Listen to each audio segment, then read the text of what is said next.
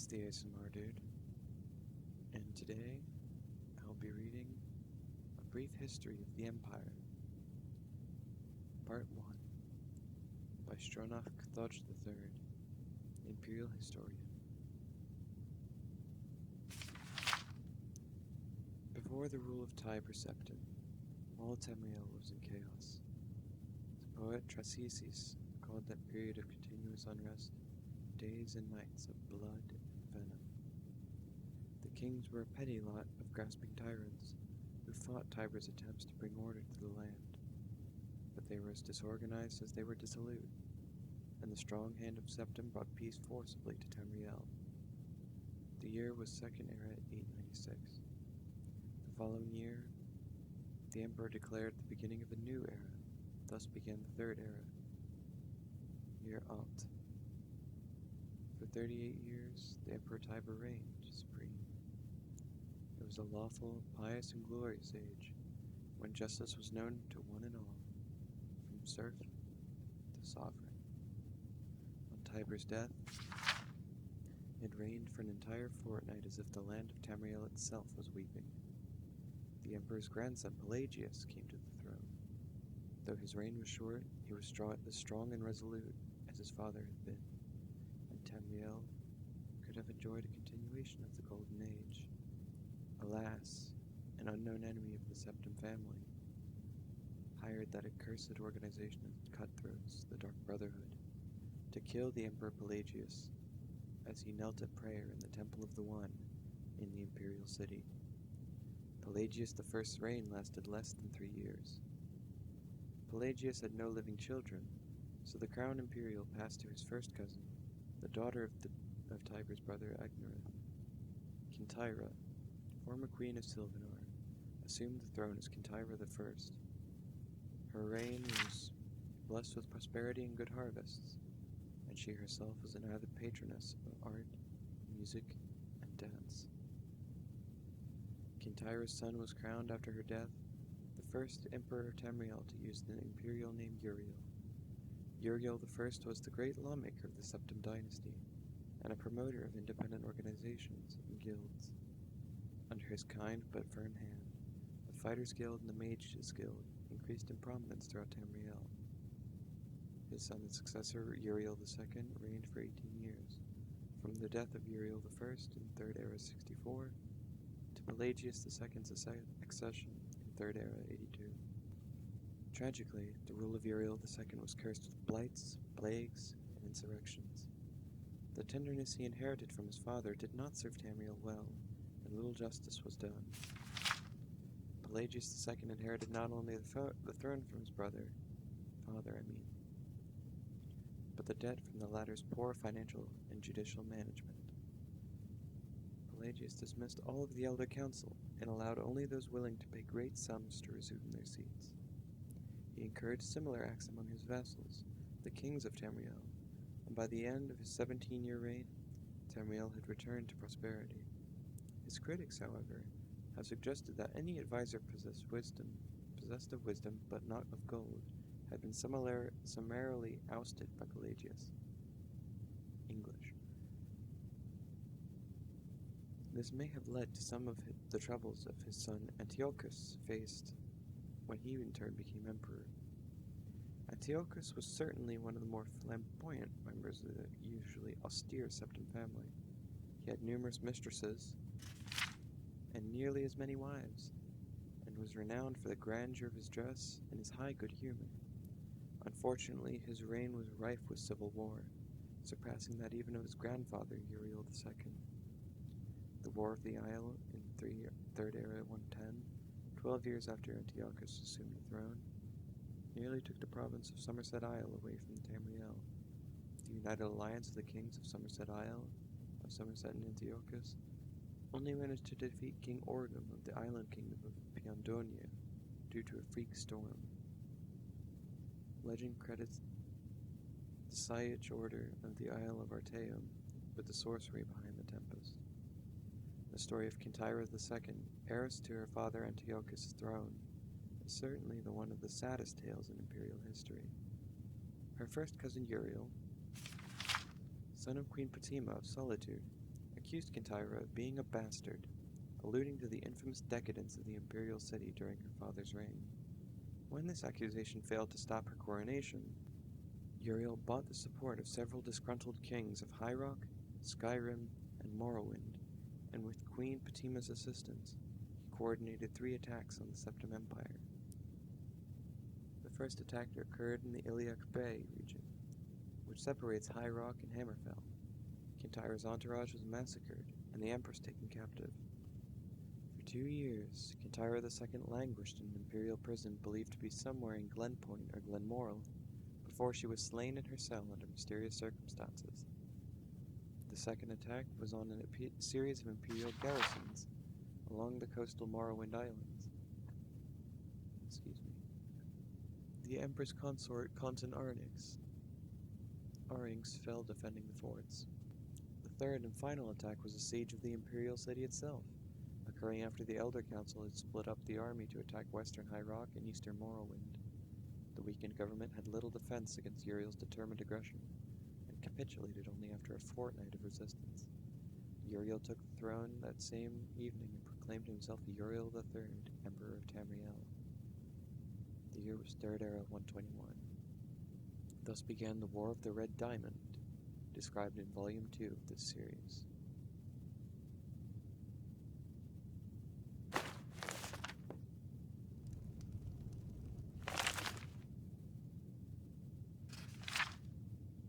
Volume 1 of this series described in brief the lives of the first 8 emperors of the Septim dynasty, beginning with the glorious Tiber Septim, Talos, and ending with his great-great-great-great-grandniece, Kintyra II. Kintyra's murder in Glenpoint while in captivity is considered by some to be the end of the pure strain of Septim blood in the imperial family. Certainly it marks the end of something significant. Uriel III not only proclaimed himself Emperor of Tamriel, but also Uriel Septim III, taking the eminent surname as a title. In truth, his surname was Mantiarco, from his father's line. In time, Uriel III was deposed and his crimes reviled, but the tradition of taking the name Septim as a title for the Emperor of Tamriel did not die with him. For 6 years, the War of the Red Diamond, which takes its name from the Septim family's famous badge, tore the empire apart. The combatants were the 3 surviving children of Pelagius II, Patima, Cephoros, and Magnus, and thereof various offspring. Patima, of course, supported her son Uriel II, the third, and had the combined support of all of Skyrim and northern Morrowind. With the efforts of Cephoros and Magnus, however, the province of High Rock turned goat. The provinces of Hammerfell, Somerset Isle, Valenwood, Elsewhere, and Blackmarsh were divided in their loyalty, but most kings supported Cephoros and Magnus. In 3rd Era 127, Uriel III was captured at the Battle of Eachdog in Hammerfell. En route to his trial in the imperial city, a mob overtook his prisoner's carriage and burned him alive within it. His captor and uncle continued on to the imperial city, and by common acclaim was proclaimed Cephoros I, Emperor of Tamriel. Cephoros' reign was marked by nothing but war. By all accounts, he was a kind and intelligent man, but what Tamriel needed was a great warrior, and he fortunately was that. It took an additional 10 years of constant warfare for him to defeat his sister Patima, the so-called Wolf Queen of Solitude who died in the siege for his city-state in the year 137. Cephoros survived his sister by only 3 years. He never had time during the war years to marry, so it was his brother, the 4th child of Pelagius II, who assumed the throne. The Emperor Magnus was already elderly when he took up the imperial diadem, and the business of punishing the traitorous kings of the War of the Red Diamond drained much of his remaining strength. Legend accuses Magnus' son and heir Pelagius III of patricide, but that seems highly unlikely, for no other reason than that King Pelagius was king of Solitude, following the death of Patima, and seldom visited the imperial city. Pelagius III, sometimes called Pelagius the Mad, was proclaimed emperor in the 145th year of the 3rd Era. Almost from the start, his eccentricities of behavior were noted at court. He embarrassed dignitaries, offended his vassal kings, and on one occasion marked the end of an imperial grand ball by attempting to hang himself. For his long-suffering wife was finally awarded the regency of Tamriel, and Pelagius III was sent to a series of healing institutions and asylums until his death in Third Era 153, at the age of 34. The Empress Regent of Tamriel was proclaimed Empress Kataraya I upon the death of her husband. Some who do not mark the end of the Septim bloodline with the death of Katyra II consider the ascendancy of this dark elf woman the true mark of its decline. Her defenders, on the other hand, assert that though Kataraya was not descended from Tiber, the son she had with Pelagius was, so the imperial chain did continue. Despite racist assertions to the contrary, Kataraya's 46-year reign was one of the most celebrated in Tamriel's history. Uncomfortable in the imperial city, Kataraya traveled extensively throughout the empire, such as no emperor had since Tiber's day. She repaired much of the damage that previous emperors' broken alliances and bungled diplomacy created. The people of Tamriel came to love their empress far more than the nobility did. Kataraya's death in a minor skirmish in Blackmarsh is a favorite subject of conspiracy-minded historians. The sage Montalius' discovery, for instance, of a disenfranchised branch of the Septim family and their involvement with the skirmish was a revelation indeed. When Cassander assumed the throne upon the death of his mother, he was already middle-aged. Only half-elven, he aged like a Breton. In fact, he had left the rule of Wayrus to his half-brother, Uriel, due to poor health. Nevertheless, as the only true blood relation to Pelagius and thus Tiber, he was pressed into accepting the throne. To no one's surprise, the Emperor Cassander's reign did not last long. In 2 years, he joined his predecessors in eternal slumber. Uriel Lariat, Cassander's half-brother, and the child of Kataraya I and her imperial consort Galiver Lariat, after the death of Pelagius III, left the kingdom of Wayrus to reign as Uriel IV. Legally, Uriel IV was a septim. Cassander had adopted him into the royal family when he had become king of Wayrus. Nevertheless, to the council and the people of Tamriel, he was a bastard child of Kataraya. Uriel did not possess the dynamism of his mother, and his long 43-year reign was a hotbed of sedition. Uriel IV's story is told in the 3rd volume of this series. I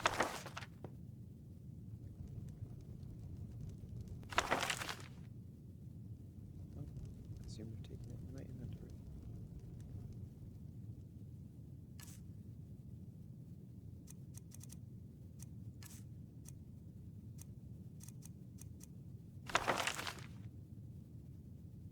Brief History of the Empire, Part 3. The first volume of this series told in brief the story of the succession of the first 8 emperors of the Septim dynasty, from Tiber I to Katyra II. The second volume described the War of the Red Diamond and the 6 emperors that followed its aftermath, from Uriel III to Cassander I. At the end of that volume, it was described how the Emperor Cassander's half-brother Uriel IV assumed the throne of the Empire of Tamriel. It will be recalled that Uriel IV was not a septim by birth. His mother, though she reigned as empress for many years, was a dark elf married to a true septim emperor, Pelagius III. Uriel's father was actually Kataraya IV, the first consort after Pelagius' death, a Breton nobleman named Galiver Lariat. Before taking the throne of the empire, Cassander I had ruled the kingdom of Wayrus, but poor health had forced him to retire. Cassander had no children, so he legally adopted his half-brother Uriel and abdicated the kingdom. 7 years later, Cassander inherited the empire at the death of his mother. 3 years after that, Uriel once again found himself the recipient of Cassander's inheritance. Uriel IV's reign was a long and difficult one. Despite being a legally adopted member of the Septim family, and despite the Lariat's family highest position. Indeed, they were distant cousins of the Septims. Few of the Elder Council could be persuaded to accept him fully as a blood descendant of Tiber. The council had assumed much responsibility during Kataraya I's long reign, and Cassander I's short one, and strong-willed alien monarch like Uriel IV found it impossible to command their unswerving fealty. Time and again, the council and emperor were at odds, and time and again the council won the battles. Since the days of Pelagius II, the Elder Council had consisted of the wealthiest men and women in the empire, and the power they wielded was conclusive. The council's last victory over Uriel IV was posthumous. Underoch, Uriel IV's son, was disinherited by vote of council, and a cousin more closely related to the original septim line was proclaimed Cephorus II in Third Era 247. For the first 9 years of Cephorus II's reign, those loyal to Underoch battled the imperial forces. In an act of the sage Arantine called Tiber Septim's Heart Beating No More, the council granted Underoch the High Rock Kingdom of Shornhelm to end the war, and Underoch's descendants still rule there. By and large, Cephorus II had foes that demanded more of his attention than Underoch, from out of a Cimmerian nightmare, in the words of Arantine. A man who called himself the Comoran Usurper, led an army of Daedra and undead warriors in a rampage through Valenwood, conquering kingdom after kingdom. Few could resist his onslaughts, and his month turned to Bloody Month in the year Third Era 249, even fewer tried. Cephorus II sent more and more mercenaries into Hammerfell to stop the usurper's more northward march, but they were bribed or slaughtered and raised as undead. The story of the Cameron usurper, deserves a book of its own. It is recommended that the reader find Paulo Ilsra's The Fall of the Usurper for more detail. In short, however, the destruction of the forces of the usurper had little to do with the efforts of the emperor. The result was a great regional victory and increase in hostility towards the seemingly inefficacious empire. Uriel V, Cephorus' son and successor, swiveled opinion back toward the latent power of the empire, turning the attention of Tamriel away from internal strife. Uriel V embarked on a series of invasions beginning almost from the moment he took the throne in Third Era 268. Uriel V conquered Roscrea in 271, Cathnokwe in 276, Unesla in 279, and Esroniet in 284.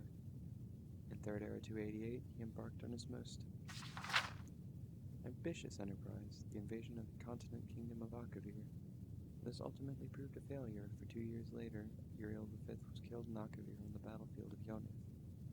Nevertheless, Uriel V holds a reputation second only to Tiber as one of the 2 great warrior emperors of Tamriel. The last 4 emperors, beginning with Uriel V's infant son, are described in the 4th and final volume of this series.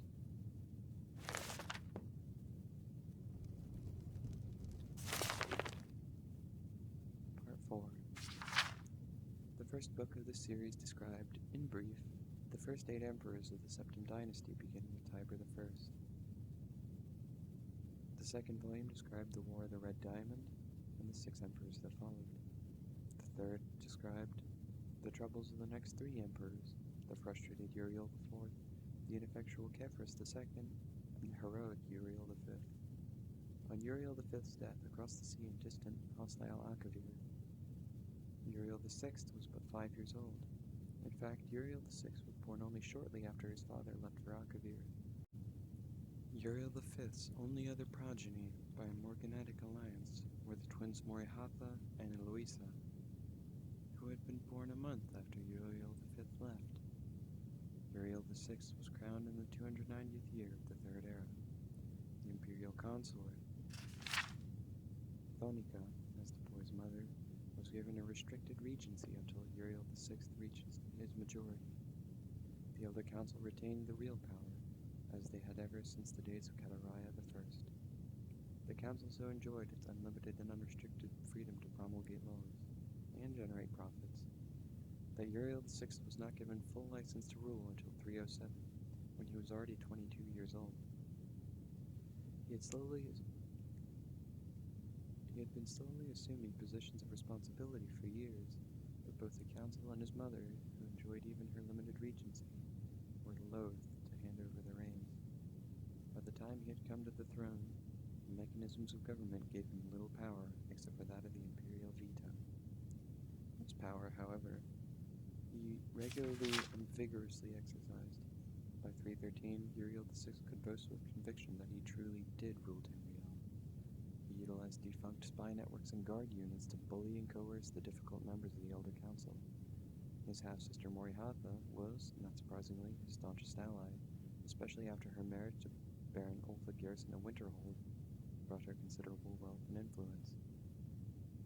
As sage Ugaridgid said, Uriel V conquered Azroniat, but Uriel VI conquered the Elder Council. When Uriel VI fell off a horse and could not be resuscitated by the finest Imperial healers, his beloved sister Morihatha took up the Imperial tiara. At 25 years of age, she had been described by, admittedly self-serving diplomats, as the most beautiful creature in all of Tamriel. She was certainly well-learned, vivacious, athletic, and a well-practiced politician. She brought up the Archmagister of Skyrim to the Imperial City and created the second Imperial Battle Mage since the days of Tiber Septim. Morihatha finished the job her brother had begun and made the Imperial province a true government under the Empress and later the Emperor. Outside the Imperial province, however, the Empire had slowly been disintegrating. Open revolutions and civil wars had raged unchallenged since the days of her grandfather, Kefros II. Carefully coordinating her counterattacks, Morihatha slowly reclaimed back her rebellious vassals, always avoiding overextending herself. Good strategy. Though Morihatha's military campaigns were remarkably successful, her deliberate pace often frustrated the council. One councilman, an Argonian who took the Colovian name of Thorocles Romus, fears that her refusal to send troops to his troubled Black Marsh is commonly believed to have hired the assassins who claimed her life in 3rd Era 339. Romus was summarily tried and executed, though he protested his innocence to the last. Morihatha had no surviving children, and Eloisa had died of a fever 4 years before. Eloisa's 25-year-old son Pelagius was thus crowned Pelagius IV. Pelagius IV continued his aunt's work, slowly bringing back under his wing the radical and refractory kingdoms, duchies, and baronies of the Empire. He exercised Morihatha's poise and circumspect pace in his endeavors. But alas, he did not attain her success. The kingdoms had been free of constraint for so long that even a benign imperial presence was considered odious. Nevertheless, Pelagius died after a notably stable and prosperous 29-year reign. Tamriel was closer to unity than it had ever been since the days of Uriel I. Our current emperor, His Awesome and Terrible Majesty, Uriel Septim VII, son of Pelagius IV, has the diligence of his great-aunt Morihatha, the political skill of his great-uncle Uriel VI, and his military prowess of his great-granduncle Uriel V. For 21 years he reigned and brought justice and order to Tamriel. In the year 3rd Era 389, however, his Imperial battle mage, Yegar Tharn, betrayed him. Uriel VII was imprisoned in a dimension of dragons, creation, and Tharn used his sorcery of illusion to assume the Emperor's aspect. For the next 10 years, Tharn abused Imperial privilege, but did not continue Uriel VII's schedule of reconquest. It is not entirely known what Tharn's goals and personal accomplishments were during the 10 years he masqueraded as Liege Lord.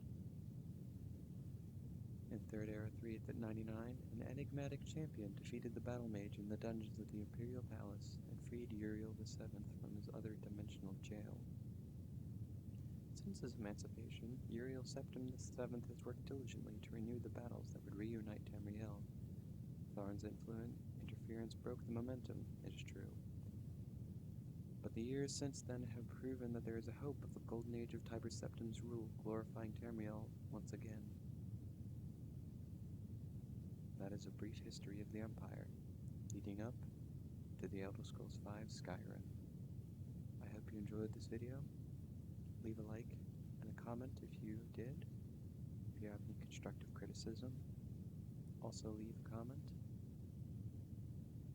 This is my first time doing audio from a video game, so it's a bit rough around the edges. With that, have a nice night, nice day, whatever time it may be for you.